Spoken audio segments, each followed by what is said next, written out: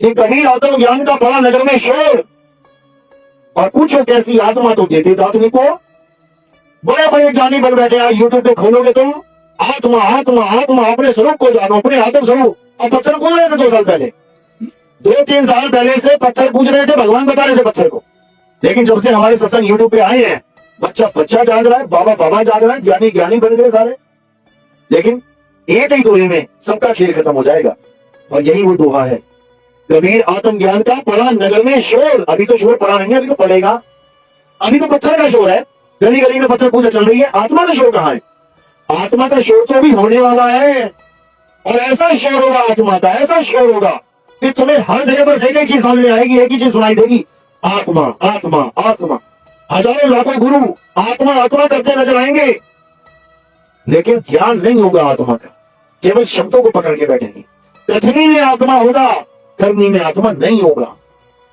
जब हर जगह आत्मा आत्मा आत्मा होने लग जाएगा, तब कबीर साहब का ये दोहा जो भविष्य के लिए बोला गया है कि कबीर आत्मज्ञान का पड़ा नगर में शोर। अभी तो शोर मचेगा, अभी तो तिल्ली लगाई है जंगल में, अभी जंगल की आग देखोगे तुम, गली गली में एक ही आवाज सुनोगे तुम, आत्मज्ञान आत्मज्ञान आत्मज्ञान। तब पूछा जाएगा अंत में, हाँ भाई आगे सारे आत्मज्ञानी कितने हैं?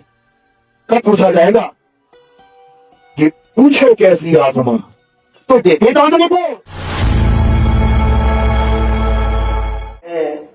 उन जीवों के जो इस ज्ञान को समझ पाते हैं, क्योंकि जब तक मालिक की कृपा ना हो तब तक ये ज्ञान किसी के समझ में नहीं आ सकता। सुन तो सब सकते हैं, आए बैठे सुन के चले गए, साल 2 साल 5 साल 10 साल 20 साल सारी उम्र भी सुनते रहें, अगर मालिक की कृपा नहीं है, बंदी छोड़ की दया नहीं है, तो ये सत्संग किसी के समझ में आने वाला नहीं है। बहुत से ऐसे लोग हैं जो हमारे सत्संग सुनते हैं, लेकिन वो बिल्कुल समझ ही नहीं पाते। हम समझा समझा के थक गए, लेकिन वो समझ ही नहीं पाए। कारण क्या है? कारण यही है कि उन पर अभी मालिक की दया नहीं हुई है। जिस दिन मालिक की दया हो गई, मेरी एक एक बात उनके समझ में आने लग जाएगी।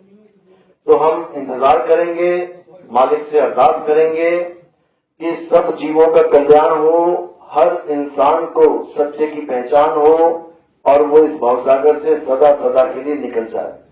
भक्ति करने का मतलब ही यही है कि दोबारा किसी माँ के गर्भ में आना ही नहीं है। भक्ति, भग यानी गर्भ, कहते ना भगवती, गर्भवती। तो कहते हैं भग से भागे भगत कहावे, जग से भागे साधु, भग और जग दोनों से भागे ताका मद अगाधु। वो अलग ही हस्ती हो जाता है। तो मैं नहीं चाहता कि ये किसी का भी दोबारा इस मृत्यु लोक में किसी का भी जन्म हो, सब यहां से निकल जाएं। लेकिन ये तभी संभव होगा जब हमारा विवेक जगेगा और हम सत्य सत्य की परख कर पाएंगे। तो आज का सत्संग शुरू करने से पहले परमात्मा के नाम पे जयकारा लगाएंगे और फिर सत्संग शुरू करेंगे। बोलिए परमपिता परमात्मा की, सदगुरु बंदी छोड़ कबीर साहिब की, सभी संतों की, सभी भक्तों की, आज के आनंद की, सदगुरु मदन पति साहिब की, देवान जौहर पति साहिब की, सदगुरु वैराग पति साहिब की, करीनापुर धाम की, संत समाज की, आए हुए भक्तों की, इस गांव नगर बस्ती की, सकल हंस को बंदगी, साहेब बंदगी सत्ता। तो साहिब समझा रहे हैं कि जब तक हम सत्य और असत्य को नहीं जान पाए, जब तक हम ये नहीं समझ पाए कि क्या असत्य है और क्या सत्य है, तब तक किसी का कल्याण होना असंभव है।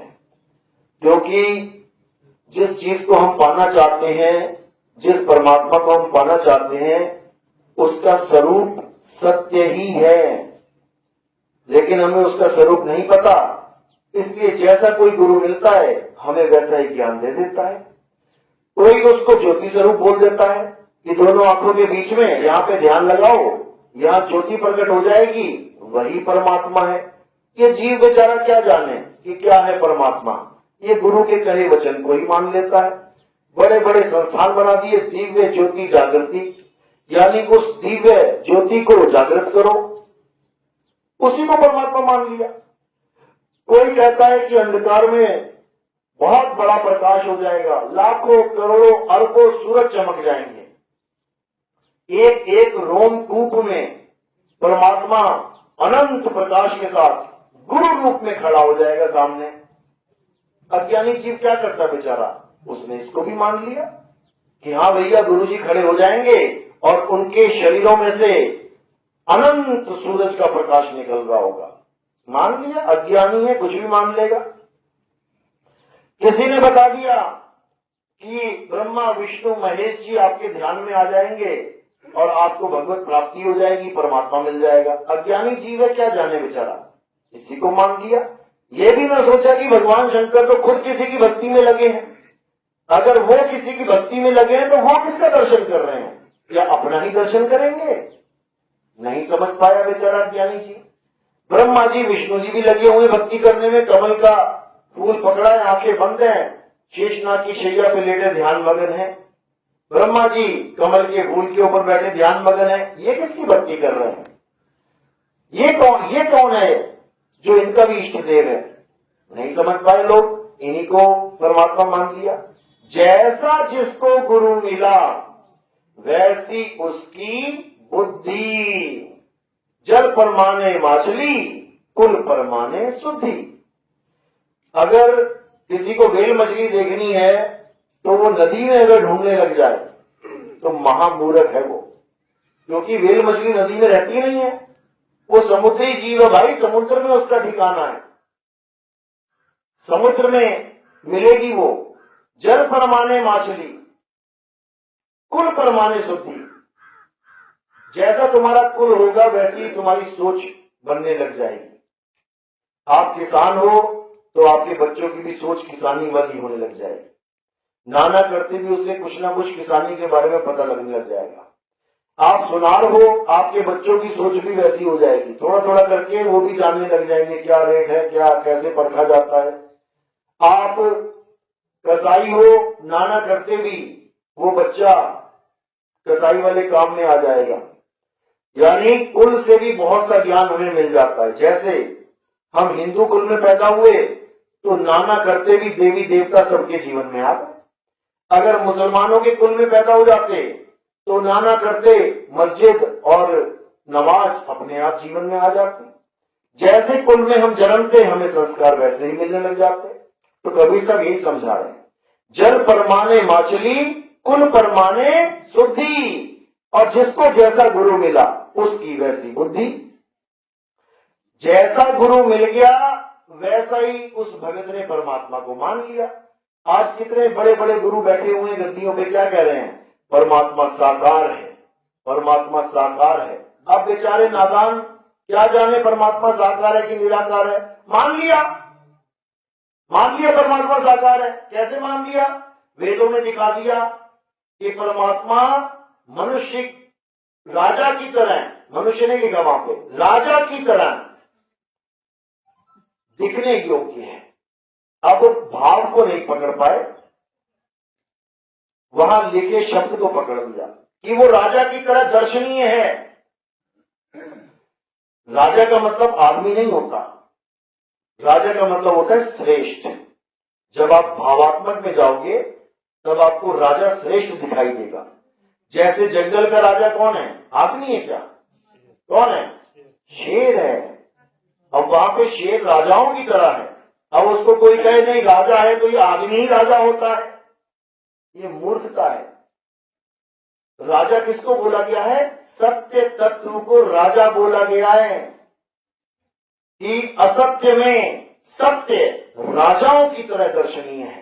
जैसे बाकी लोग को भी देखते हैं, जब मंच लगा होता है, कोई राज्यसभा लगी होती है, राज्यसभा, और वहां पे जो राजा बैठा होता है दरबार में, वो अलग से दर्शनीय होता है, उसका आसन ऊंचा होता है।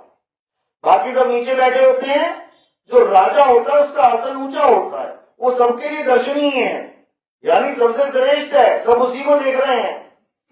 इसी प्रकार तत्वज्ञानी जब राजा की बात करता है, तत्वज्ञानी जब राजा का जिक्र करता है, तो असल में उसकी भाषा में, उसके भावों में राजा कौन होता है? परम तत्व, सत्य तत्व। असत्य को राजा नहीं बोलता वो। और काया तो वैसे ही असत्य है, शरीर तो वैसे ही असत्य है, आना जाना है, बनना बिगड़ना है, बदलते रहना है, ये तो वैसे ही असत्य है।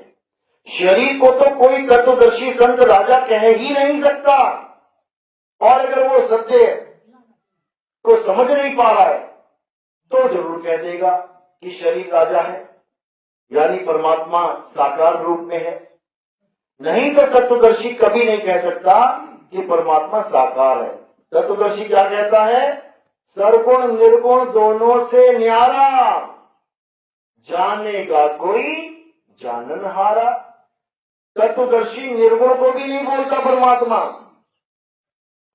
सरगुण और निर्गुण दो दिखने में वस्तुएं हैं एक ही। जैसे पानी और बर्फ दिखने में दो लग रहे हैं, लेकिन तत्व रूप में वो एक ही है।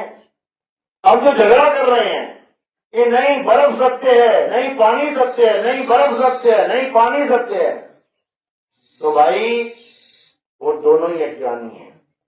इसीलिए कबीर साहब ने दोनों का निबेड़ा ही कर दिया, खत्म ही कर दिया खेल। दादू जी कहते हैं, कोई सरगुण में रीझ रहा, कोई निर्गुण ठहराए, अटपट चाल कबीर की, मुझसे कहीं ना जाए। कबीर साहब ने फिर बोला, निर्गुण सरगुण द्वंद्व पसारा, और दोनों पड़ गए काल की धारा।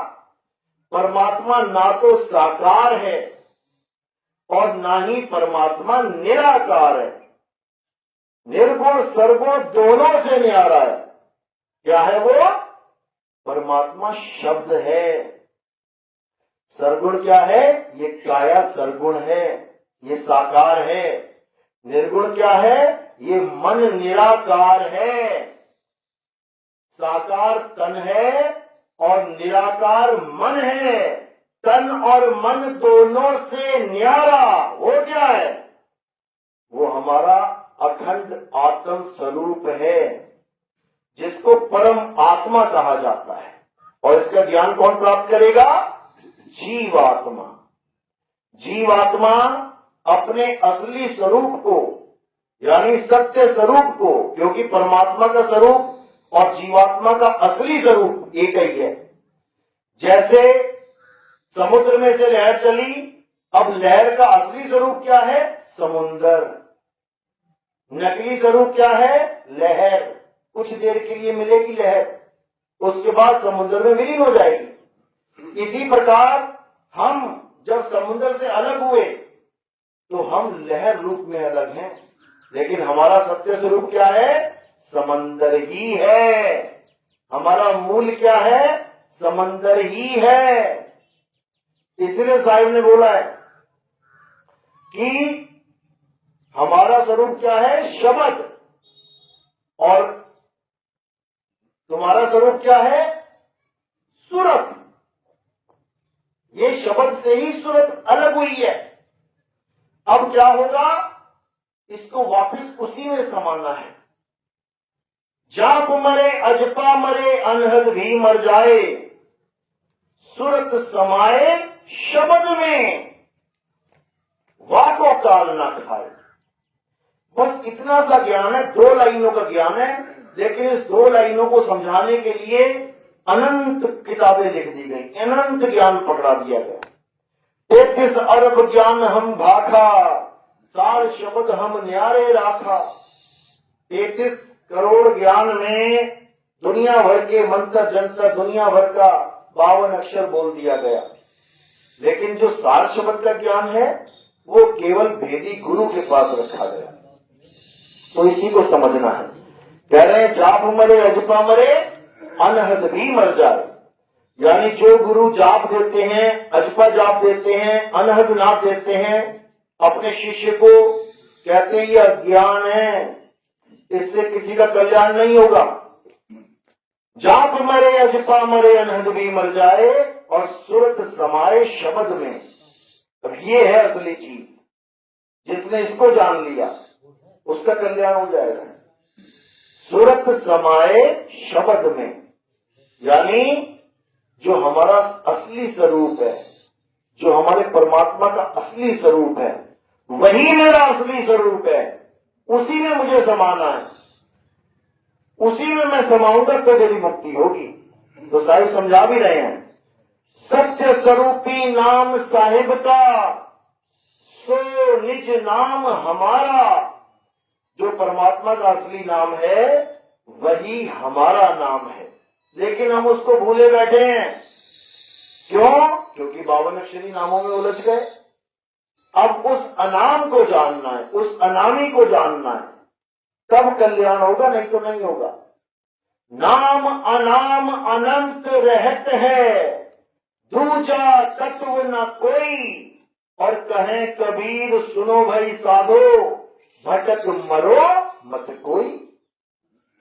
यानी इस दुनिया में सारे नाम खत्म हो जाएंगे, सारे रूप खत्म हो जाएंगे, सब कुछ खत्म हो जाएगा। कौन बचेगा?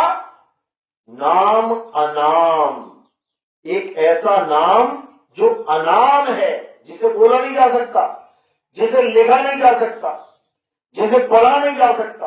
वो अलेख है, वो अलेख है।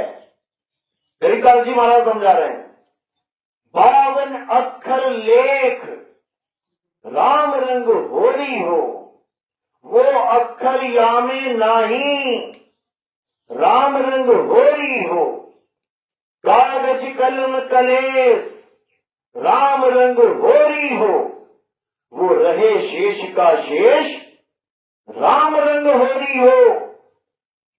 कहते 52 अक्षरों के द्वारा बड़े बड़े लेख लिख दिए, इसी को तुम जपने में लग गए, जन्म बर्बाद हो जाएगा तुम्हारा। राम राम करता जग फिरे, राम न पाया जाए।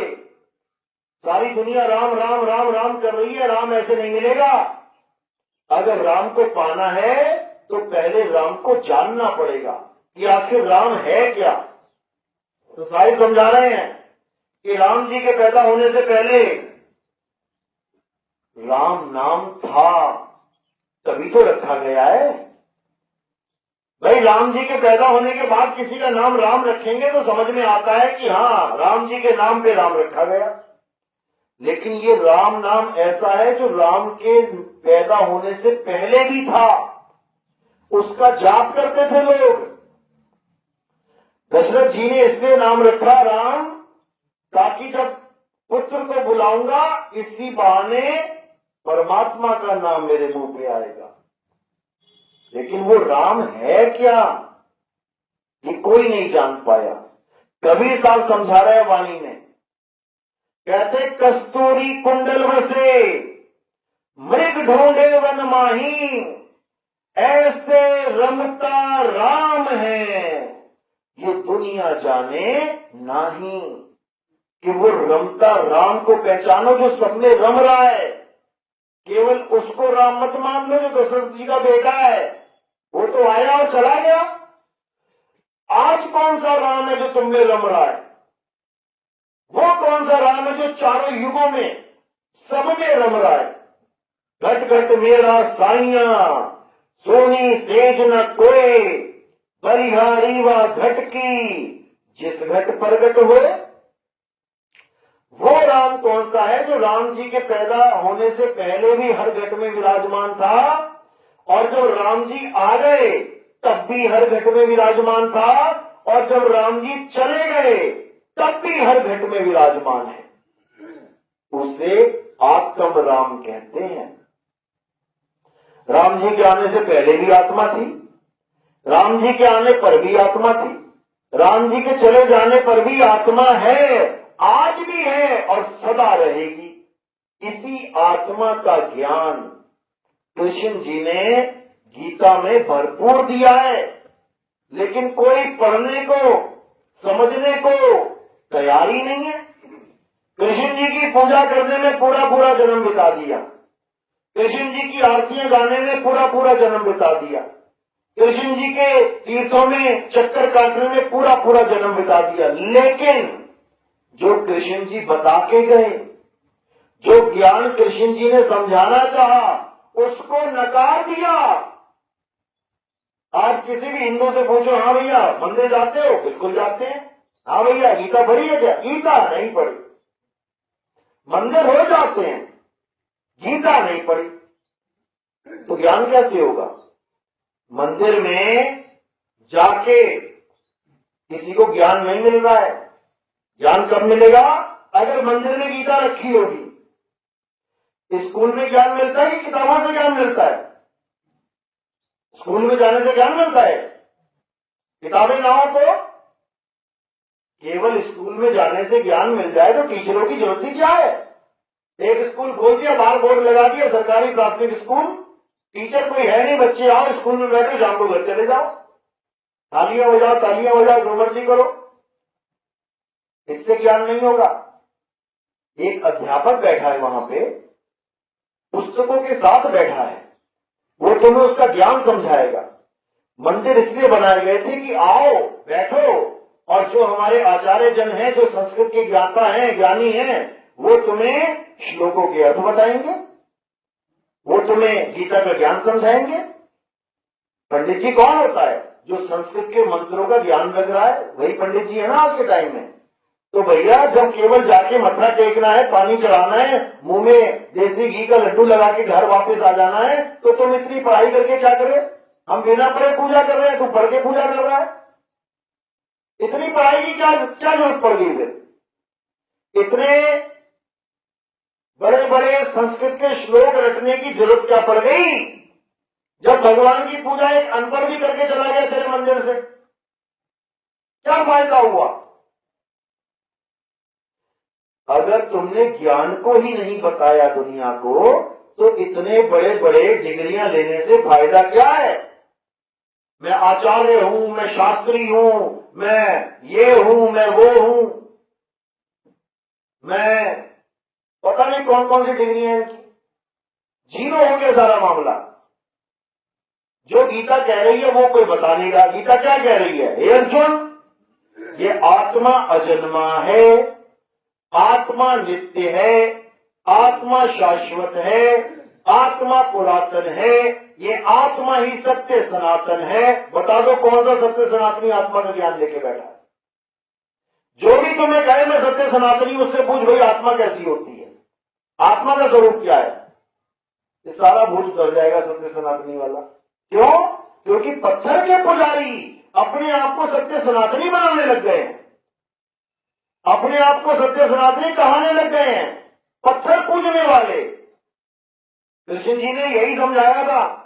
हे अर्जुन, अध्याय 3 17वां श्लोक, जो अपनी आत्मा में रमण करते हैं, जो अपनी आत्मा में तृप्त हैं, जो अपनी आत्मा में संतुष्ट हैं, उनके लिए कोई धार्मिक कर्म कर्तव्य लागू ही नहीं होता। बिल्कुल क्लियर, कहीं पर कोई संदेह नाम की चीज है ही नहीं, हर चीज बिल्कुल क्लियर। लेकिन कौन समझाए इन लोगों को, जिनको पत्थर में सिर फोड़ने की आदत पड़ गई है, जो आत्मा का नाम सुनते ही विचलित हो जाते हैं। आत्मा को जानना तो दूर की बात है, आत्मा के बारे में सुनना भी पसंद नहीं करते। पत्थर की महिमा में सारा जन्म बिता दो। तो भाई परमात्मा का नाम पत्थर नहीं है, परमात्मा का नाम है परम आत्मा, सब आत्माओं में श्रेष्ठ। बाकी सब कौन है? जीव आत्मा। उनमें सबसे श्रेष्ठ कौन है? परम आत्मा। तो हर जीव आत्मा का क्या लक्ष्य है? किसको पाना है? परम आत्मा को पाना है। और जब हम उसको पाएंगे तो क्या हो जाएगा? तो हम परम आत्मा ही हो जाएंगे। नदी क्यों दौड़ रही है, क्यों भाग रही है? उत्तराखंड, उत्तरकाशी से ऋषिकेश, हरिद्वार, कानपुर, बनारस, पटना क्यों भाग रही है गंगा?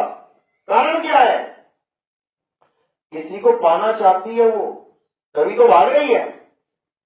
किसको पाना चाहती है? समुद्र को। समुद्र को पाना चाहती है, इसलिए भाग रही है। और जब समुद्र में समा जाएगी तो क्या हो जाएगी? समुद्र ही हो जाएगी। उसका जन्म सफल हो जाएगा, उसका सफर सफल हो जाएगा। और अगर समुद्र के पास ही एक बहुत बड़ा बांध लगा दिया जाए जिसमें 10 गंगा जितना पानी इकट्ठा हो जाए तो मेल हो जाएगा क्या? मिलन हो जाएगा क्या समुद्र से? कभी नहीं होगा, अटक जाएगी वहीं पे। इसी प्रकार जब तक तुम स्वयं परमात्मा नहीं हो गए तब तक तुम्हारी भक्ति कंप्लीट नहीं हो सकती। ये समझ लो। जो कबीर साहब समझा रहे हैं ना, गुरु को कीजिए दंडवत, कोटि कोटि प्रणाम, कीट निजाने भृंग को गुरु कर ले आप समान। क्या मतलब है इसका? यही मतलब है इसका कि वो तुम्हें जीव रहने नहीं देगा, समुंदर गंगा को नदी रहने नहीं देगा, समुंदर गंगा को समुंदर ही बना लेगा। यही गरीबदास जी समझा रहे हैं।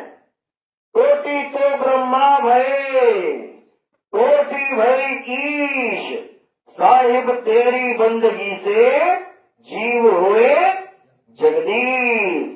लेकिन ये बात किसी के समझ में नहीं आती, इसलिए बहुत बड़ा मतभेद हो जाता है भक्तों में कि ऐसे कैसे हो सकता है, जीव जगदीश कैसे हो सकता है? हो सकता है बिल्कुल वैसे जैसे गंगा समुंदर हो सकती है। गुरु सामने बाणी आती है, तो ही मोही मोही तो ही अंतर कैसा। हम दोनों में कैसा अंतर है? कनक कटिक जल तरंग जैसा। जैसे सोना और सोने के गहने देखने में दो लगते हैं। सोने का बिस्किट पड़ा है और सोने का कड़ा पड़ा है, तो देखने में दो लग रहे हैं, लेकिन तत्वज्ञानी क्या कहेगा? एक ही है। मिला दो इसको उसमें, मिला के मिला दो।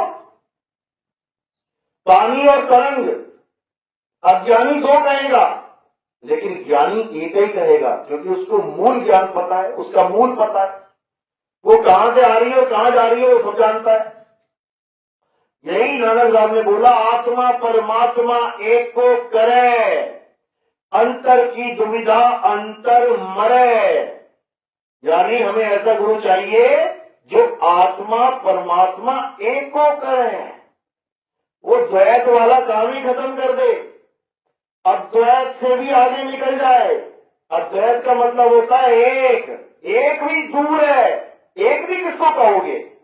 मैं अकेला खड़ा हूं तो मैं अपने आप को एक कहूंगा क्या? एक मैं तब कहूंगा जब मेरे साथ कोई और खड़ा है। 1 2 3 4 5, तो कह रहे एक कहूं तो है नहीं और 2 कहूं तो गाली, जैसा है तैसा कहूं कहे कबीर विचारी। लेकिन लोगों को समझ में नहीं आती वाणी। क्यों? क्योंकि मूल ज्ञान की कमी है। पवित्र ज्ञान गले तक भर रखा है, पवित्र ज्ञान में पूरा जीवन बिता रखा है, और ये मूल ज्ञान कैसे समझ में आए? नहीं आ सकता। इसीलिए साहिब ने बोला ना, लाखन में कोई समझ न पाई है, कोटि मध्य जानेंगे, कहे कबीर सुनो भाई साधो, हमें बिरले हंस पहचानेंगे। कहते कोई बिरला ही जानेगा मैं क्या हूं, नहीं तो सब क्या करते रहेंगे? मुझे दाढ़ी मूछों वाला बाबा समझते रहेंगे। समझ ही रहे हैं। देखो, दे फोटो पे फोटो, दे फोटो पे फोटो कबीर साहब की, दे मूर्ति पे मूर्ति, उसके बाद क्या कर रहे हैं? उसके बाद आरती कर रहे हैं उसकी। बताओ क्या है फोटो में? कागज है, कपड़ा है और ये रंग है। कागज रख दो, कपड़ा रख दो, 2-4 डब्बे रंग के रख दो, तो इसकी पूजा कर। कहते नहीं, इसकी पूजा नहीं कर सकते, ये तो कागज है, कपड़ा है, रंग है। और जब ये सजा वजा के पेंटिंग करके लगा दिया, अब इसकी सब पूजा करने लग गए। इसकी पूजा कर रहे हो? वही कागज, वही कपड़ा, वही पेंटिंग अलग अलग रखा था, नहीं समझ में आया, और इकट्ठा कर दिया तो तुम्हारा भगवान बन गया। बताओ, यही अज्ञान है। कबीर साहब कहते हैं कि जड़ की पूजा करने वाले जड़ बुद्धि होते हैं, पत्थर की पूजा करने वालों की अकल पे पत्थर ही पड़े होते हैं, और चेतन की पूजा करने वाले परम चेतन होते हैं, वो समझ जाते हैं बात को। तो ये बातें कब समझ में आती है मेरे भाई? जब आपके जीवन में कोई भेदी सदगुरु आता है। जब भी सदगुरु नहीं, तब भी सदगुरु नहीं। कोई नाक में ध्यान लगवाता है, करते रहो करते रहो करते रहो, आंखें टेढ़ी हो जाती है, महंगी हो जाती है आंखें। ये तप है, शरीर को कष्ट देना। कोई हाथ ऊपर खड़ा करवा देता है, कहता 20 साल हाथ ही ऊपर रख। कोई एक टांग ऊपर करवा देता है, कहता 20 साल एक ही टांग ऊपर रख। ये सब तपस्या है भाई, ये तप है। इंगला पिंगला सुषमनी में ध्यान लगाना, ये तप है, तपस्या है। ये आप जबरदस्ती मन को रोक के वहां पे ध्यान लगवा रहे हो। बताओ, कुछ नहीं करना है ऐसा। अपने स्वरूप को जानना है, ध्यान रखना है अपने स्वरूप का कि मैं कहां हूं। बस इतना बहुत है तुम्हारे लिए। कहते भी है ना, अच्छा बेटा जा रहे हो, अपना ध्यान रखना। कहते हैं अपना ध्यान रखना, और वो किसका ध्यान रख रहा होता है? कार आ रही है, बस आ रही है, टेम्पू आ रहा है, वो दूसरों के ध्यान में लगा हुआ है। जबकि उसको बोला गया बेटा अपना ध्यान रखना, यानी अपने स्वरूप को याद रखना, ध्यान रखना कि तुम कौन हो। एक्सीडेंट भी हो जाएगा रास्ते में, ये मत समझना कि तुम मर जाओगे। तुम अपना ध्यान रखना, तुम अजर अमर अविनाशी हो, ईश्वर अंश जीव अविनाशी है। किसी को ध्यान, अरे मरने से बच गया, अभी ट्रक निकला यहां से, मरने से बच गया। अविनाशी भी मर जाता है क्या? यानी वो अपने ध्यान में नहीं है, वो शरीर के ध्यान में है, शरीर के ध्यान में है। याद रखो, अपने ध्यान में रहना है, अपने आप को जानना है। हु एम आई, मैं कौन हूं, इसको पहचानना है। जब हमने ये जान लिया कि मैं कौन हूं, तब हमें समझ में आ जाएगा कि मैं शरीर नहीं हूं। मैं क्या हूं? आत्मा हूं। शरीरों की मृत्यु हो जाती है 10 साल, 20 साल, 50 साल, 100 साल, 120, 25 साल में। जब तुमने ये जान लिया कि तुम आत्मा हो, अब कब मरोगे? कितने साल बाद मर जाओगे? 100 साल, 200 साल, 500 साल, 1000 साल, एक युग, 2 युग, 1 कल्प, 2 कल्प, 4 कल्प, 100 कल्प, कभी नहीं मरोगे। तुम अनंत समय के लिए, समय भी खत्म हो जाएगा, तुम अनंत हो जाओगे, अमर हो तुम, कोई तुम्हें मारने में सक्षम नहीं है। लेकिन ये तब समझ में आएगा मेरे भाई, जब आप अपने आप को जानोगे। साहिब कहते हैं तू सिमरन किसका करे, तू ही है आपे आप। पहले तू खुद को जान ले, तू क्या है। जैसी तू खुद को जान लेगा, तू मुझे भी जान लेगा। जो तू सो हम, जैसा तू वैसे हम। लेकिन ये किसी को समझ में नहीं आती बात, इसलिए जंत्रों मंत्रों तंत्रों में पूरा जीवन उलझा के चले जाते हैं। पानी पीना किसी को रास नहीं आ रहा है, पानी जपने में मजे ले रहे हैं। पानी पानी जपो, पानी पानी जपो, 8 माला, 10 माला, 20 माला, सोचते हैं प्यास बुझ जाएगी, कभी नहीं। कबीर साहब कहते हैं राम राम करता जग फिरे, राम न पाया जाए। नानक साहब समझा रहे हैं, कबीर साहब ने भी बोला। क्या कह रहे हैं? भला हुआ मेरी माला टूटी, मैं राम भजन से छूटी, मेरे सिर से टली बला। कहते लोगों के लिए भगवान का नाम होगा वो, लेकिन हमारे लिए वो बला बन गई थी। ऐसी बला शुक्र है छूट गई, तो क्या मिला मुझे? तब जाके राम मिला। यानी तुम्हारे पास 2 ऑप्शन है। जब तुम्हें प्यास लगे, 2 ऑप्शन है, या तो पानी पी लो या पानी पानी जप लो। अब जो पानी पानी जपने में विश्वास करके बैठ गया, वो पानी पानी का नाम उसके लिए एक बला हो गई। बला मतलब मुसीबत हो गई। अब वो पानी को ढूंढेगा ही नहीं, उसको तो मंत्र मिल गया पानी पानी, अब वो इसी में पूरा जीवन निकाल देगा। तो क्या होगा? पानी पानी करता करता प्यासा ही मर जाएगा। भला हो गया उसके लिए वो पानी का नाम। इसी प्रकार अगर हम Allah Allah Allah, Waheguru Waheguru Waheguru, God God God, Ram Ram Ram, Radhe Radhe, ओम नमः शिवाय, हरे कृष्णा, कुछ भी जपते रहे, कोई भी 52 अक्षर जपते रहे, वो 52 अक्षर हमारे लिए बला का काम करेगा। क्यों? क्योंकि हम फिर कुछ खोजेंगे ही नहीं, हम तो बस नाम जपने लगते। और साहिब कह रहे हैं वो तो कहां ढूंढे रे बंदे, मैं तो तेरे पास में। जो वस्तु मेरे पास पड़ी है उसका नाम जपने की जरूरत क्या है? अरे नाम भी उसका पुकारा जाता है जो दूर है। ओ भैया आवाज सुनना, अरे भैया आवाज सुनना। जो पास ही खड़ा है उससे तो बात करो ना तुझे। अब सामने खड़ा है, ए हरिया, हाँ मेरी बात सुन, कान कर। अरे साथ में खड़ा बोल दे क्या? इसी प्रकार ये पानी जो बिल्कुल मेरे पास है, इसको जपने के लिए, इसको पाने के लिए मुझे जपना जरूरी नहीं है, इसको पीना जरूरी है क्योंकि पास में है। तो कबीर साहब यही समझा रहे हैं कि मोको कहां ढूंढे रे बंदे, मैं तो तेरे पास में। लेकिन भेद नहीं पता है तो दूर हो गया है, पास होते हुए भी दूर हो गया। किसी ने अपने आंगन में खजूर का पेड़ लगा दिया, चढ़ गया 300 फुट ऊपर। अब खजूर का पेड़ कहां है? आंगन में। पेड़ है आंगन में और खजूर कहां है? खजूर है वो बहुत दूर। कहने को घर में है लेकिन घर से बहुत दूर।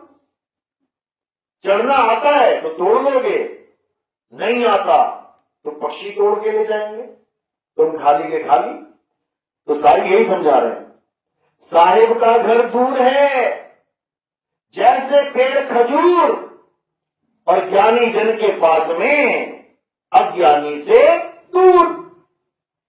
जो परमात्मा है वो हम सबके बिल्कुल पास है। बिना परमात्मा के एक पत्ता नहीं हिल सकता, कहते हैं ना। तो देखो कैसे दुनिया में तबाही मची हुई है, बम भी फट रहा है, झगड़े भी हो रहे हैं, गर्दनें भी काटी जा रही हैं, गोलियां भी चल रही हैं। तो इसका मतलब परमात्मा की मर्जी से चल रही होगी भाई। जब परमात्मा की मर्जी के बिना पत्ता नहीं हिलता तो गोलियां कैसे हिल रही हैं? ये बम कैसे हिल रहा है? ये बड़ी बड़ी गाड़ियां कैसे हिल रही हैं? दुश्मनों की चढ़ाई करी जा रही है। इसका मतलब कोई तो है जो ये चाहता है कि ये सब हो, समझ लो। तो जिसको कहते हैं परमात्मा की मर्जी से पत्ता नहीं हिल सकता, असल में वो ये चेतन शक्ति है। जब ये छोड़ देती है शरीर को, एक उंगली नहीं हिल सकती, हिला के दिखा दे कोई। इस आत्मा को ही बोला गया है कि इसकी मर्जी के बिना पत्ता नहीं हिल सकता। यानी जब तक ये शक्ति दे रही है तब तक ये सब पत्ते हिल रहे हैं, और जैसे इसने शक्ति खींच ली अब हिला के दिखाए कोई। तो इसी को समझना है, जिस आत्मा की वजह से सारे संसार के लोग अपने अपने धर्म में पूजा पाठ कर रहे हैं, नमाजें पढ़ रहे हैं, प्रेयर कर रहे हैं, गुरुद्वारे जा रहे हैं, किसकी वजह से? किसकी वजह से? आत्मा की वजह से। और उसी आत्मा को जान नहीं पा रहे हैं। किसी को पूछो, हाँ भाई आत्मा क्या होती है, कैसी होती है, फिर देखो तुक्के मारना शुरू। और आजकल ऐसा हाल है कि पत्थर पूजने वाले भी आत्मा आत्मा करने लग जा रहे हैं। जब तक ये नहीं समझा कि आत्म तत्व है क्या, जब तक उसको प्राप्त नहीं किया, तुम सारी उम्र आत्मा आत्मा आत्मा करते रहो सत्संगों में, कुछ मिलने वाला नहीं है। जैसे तुमने ये नहीं जाना कि करंट का झटका होता कैसा है, तुम सारी उम्र करंट करंट करंट करते रहो, तुम्हें झटका कभी लगने वाला ही नहीं। जीवन बेकार हो जाएगा, जीवन बर्बाद हो जाएगा। तो साहिब ने यही तो समझाया कि कबीर आत्म ज्ञान का पड़ा नगर में शोर, और पूछो कैसी आत्मा तो देते दातनी को। बड़े बड़े ज्ञानी बन बैठे, आज यूट्यूब पे खोलोगे तुम, आत्मा आत्मा आत्मा, अपने स्वरूप को जानो, अपने आत्म स्वरूप। अब पत्थर पूज रहे थे 2 साल पहले, 2-3 साल पहले से पत्थर पूज रहे थे, भगवान बता रहे थे पत्थर को। लेकिन जब से हमारे सत्संग यूट्यूब पे आए हैं, बच्चा बच्चा जाग रहा है, बाबा बाबा जाग रहा है, ज्ञानी ज्ञानी बन गए सारे। लेकिन एक ही दोहे में सबका खेल खत्म हो जाएगा, और यही वो दोहा है, कबीर आत्म ज्ञान का पड़ा नगर में शोर। अभी तो शोर पड़ा नहीं है, अभी तो पड़ेगा। अभी तो पत्थर का शोर है, गली गली में पत्थर पूजा चल रही है, आत्मा का शोर कहां है? आत्मा का शोर तो भी होने वाला है, और ऐसा शोर होगा आत्मा का, ऐसा शोर होगा कि तुम्हें हर जगह बस एक ही चीज समझ में आएगी, एक ही चीज सुनाई देगी, आत्मा आत्मा आत्मा। हजारों लाखों गुरु आत्मा आत्मा करते नजर आएंगे, लेकिन ज्ञान नहीं होगा आत्मा का, केवल शब्दों को पकड़ के बैठेंगे। कथनी में आत्मा होगा, करनी में आत्मा नहीं होगा। जब हर जगह आत्मा आत्मा आत्मा होने लग जाएगा, तब कबीर साहब का ये दोहा जो भविष्य के लिए बोला गया है कि कबीर आत्म ज्ञान का पड़ा नगर में शोर, अभी तो शोर मचेगा, अभी तो तिल्ली लगाई है जंगल में, अभी जंगल की आग देखोगे तुम, गली गली में एक ही आवाज सुनोगे तुम, आत्म ज्ञान आत्म ज्ञान आत्म ज्ञान। तब पूछा जाएगा अंत में, हाँ भाई आ जाओ सारे आत्मज्ञानी कितने हैं। तब पूछा जाएगा कि पूछो कैसी आत्मा, तो देते दांत निपोड़।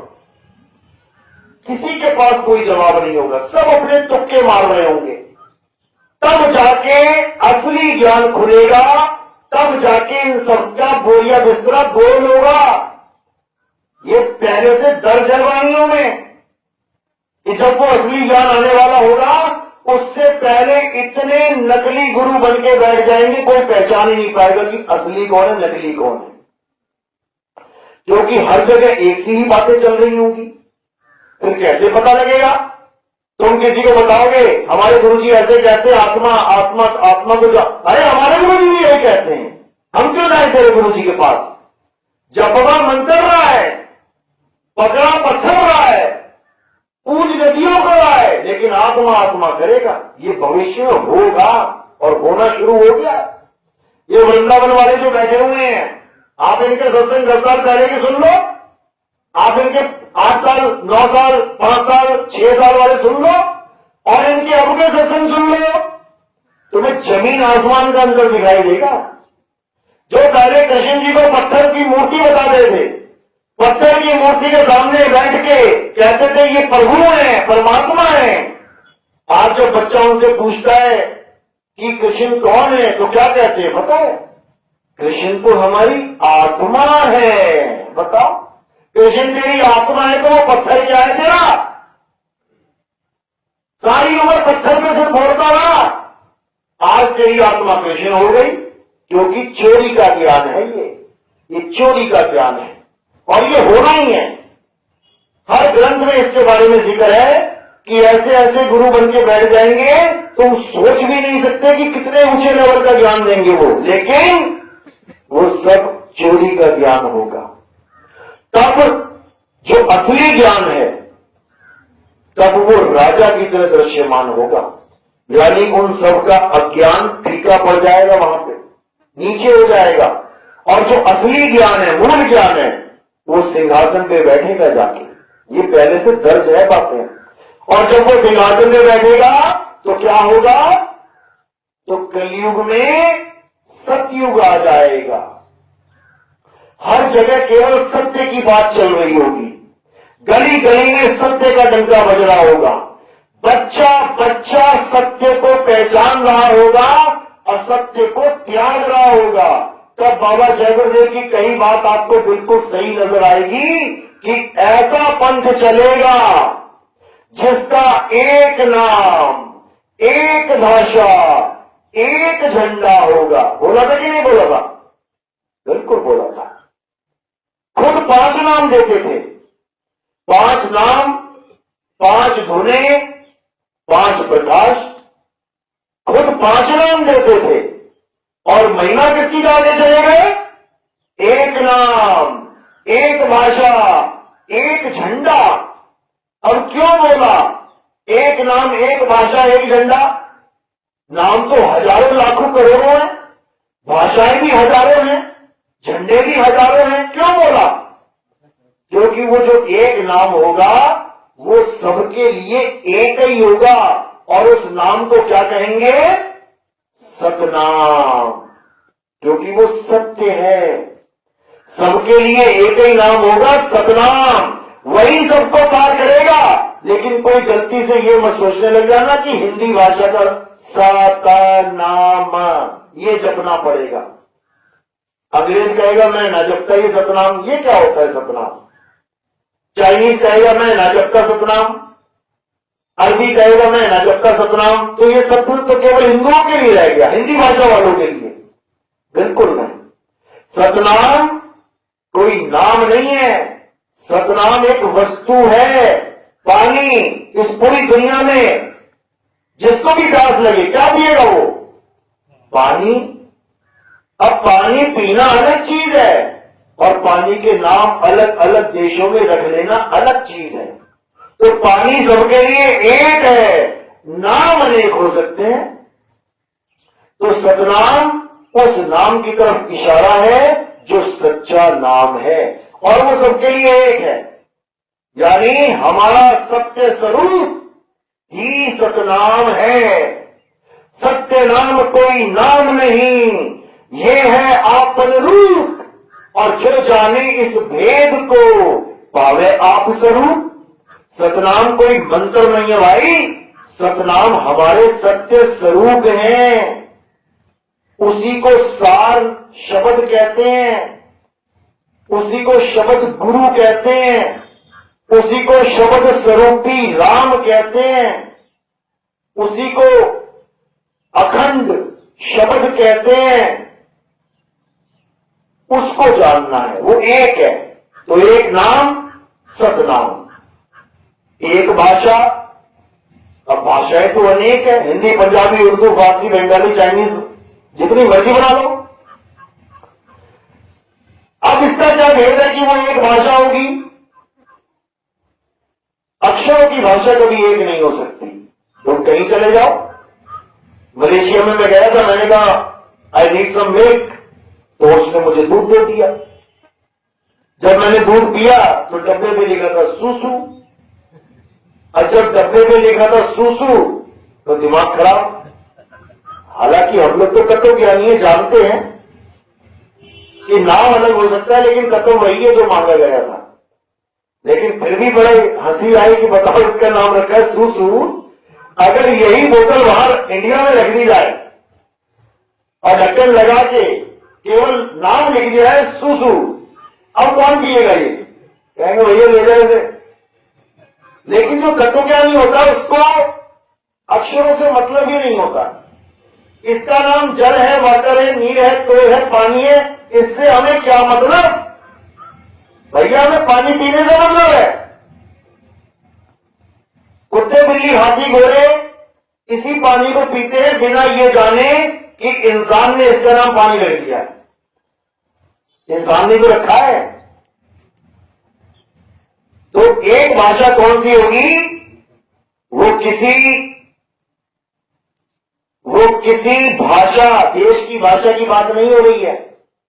एक भाषा कौन सी होगी? सैन की भाषा होगी, सैन की। तुम पूरी दुनिया में कहीं चले जाओ, तुम्हें प्यास लगी है, तुम्हें नहीं पता कि किस भाषा में क्या नाम रखा गया पानी का, बस एक काम कर देना, क्या? ऐसे कर देना या ऐसे कर देना, वो खुद ही समझ जाएगा।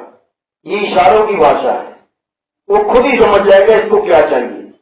तुम्हें कैसी चाहिए, तुम कहीं भी चले जाना, ऐसे कर देना, वो उसी वक्त समझ जाएगा इसको क्या चाहिए। इसको सैन बैन कहते हैं, सैन बैन।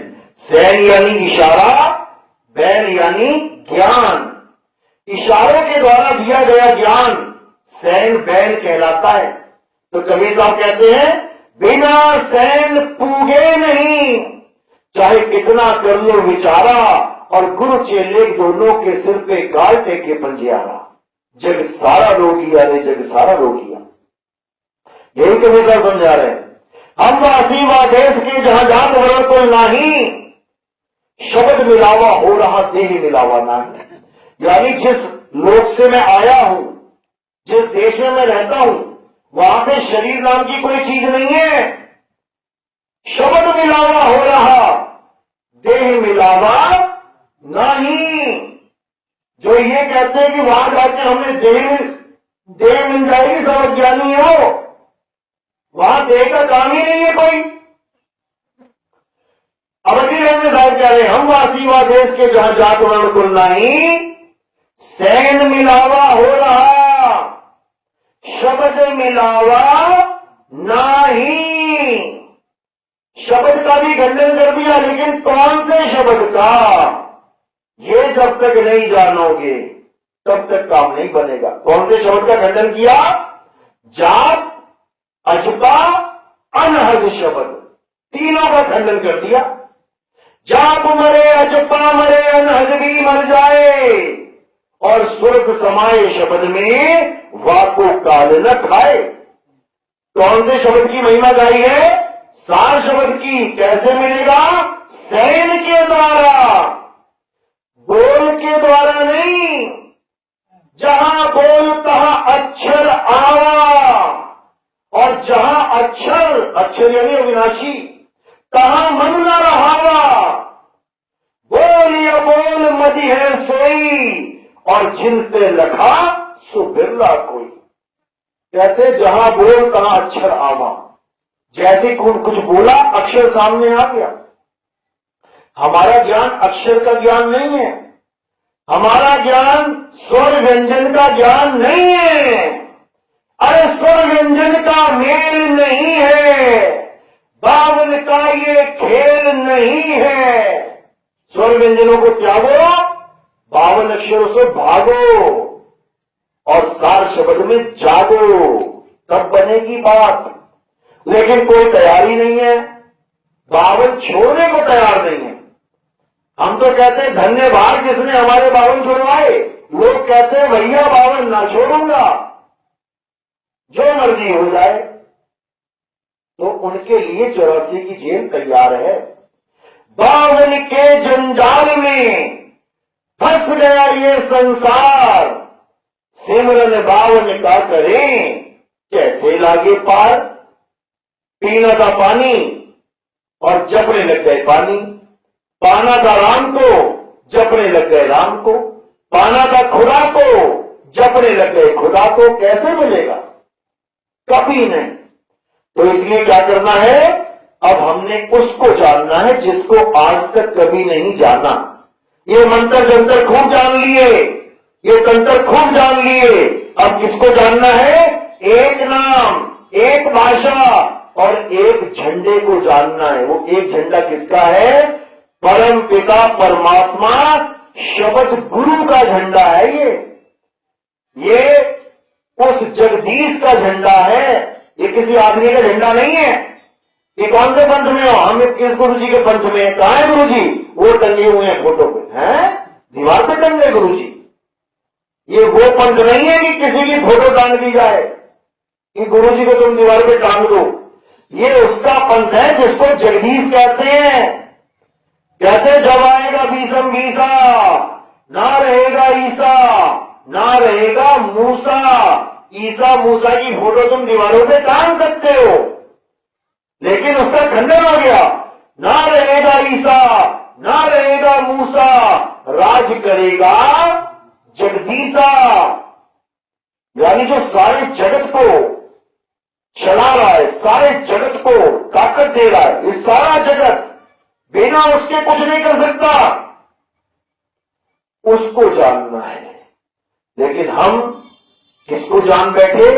मन ही स्वरूपी अलग निरंजन को, ज्योत स्वरूपी अलग निरंजन को, इस काल ब्रह्म को हम परमात्मा मान बैठे, ब्रह्म को ही परमात्मा मान बैठे। साहिब समझा रहे हैं, ब्रह्म बड़ा की जहां से आया, वेद बड़ा की जिन निर्माया, की मन बड़ा की जय मन माना, राम बड़ा की राम ही जाना, ब्रह्म ब्रह्म कबीरा फिरे उदास, तीर्थ बड़ा या तीर्थ का दास। कहते बहुत बड़ा तीर्थ है ये, बहुत बड़ा तीर्थ। सारे तीर्थ फेल हुए कोरोना में, एक आदमी ना खड़ा हुआ तीर्थ में जाके, एक भी आदमी ना मिला, सारे तीर्थ सुनसान। और अब देखो सारे तीर्थ हरे भरे हो गए। इसकी वजह से, क्योंकि तीर्थ के दास पहुंच गए। ये आश्रम में जब दास पहुंच जाते हैं तो क्या होता है? सत्संग होता है, लंगर भंडारा होता है, चहल पहल होती है। जब कोई दास ना हो तो क्या है ये? सुनसान, वीराना, वीरान कहते हैं, वीराना है, यहां कोई आता जाता नहीं, और जहां खूह आने जाने लगे, अरे बहुत बड़ा शहर है। तो किसकी वजह से ये मान्यता मिल रही है? तीर्थ को तीर्थ बना कौन रहा है? तीर्थ का दास। तो इस दास को पहचानो। ये दास कौन है? जिस दिन तुमने दास को पहचान लिया तो तुम्हारा जन्म सफल हो जाएगा। समझे? चलो, तो आज के सत्संग यही समाप्त करते हैं। आगे भी जाना है, आगे भी सत्संग है। बोलिए परमपिता परमात्मा की, सतगुरु बंदी छोड़ कबीर साहिब की।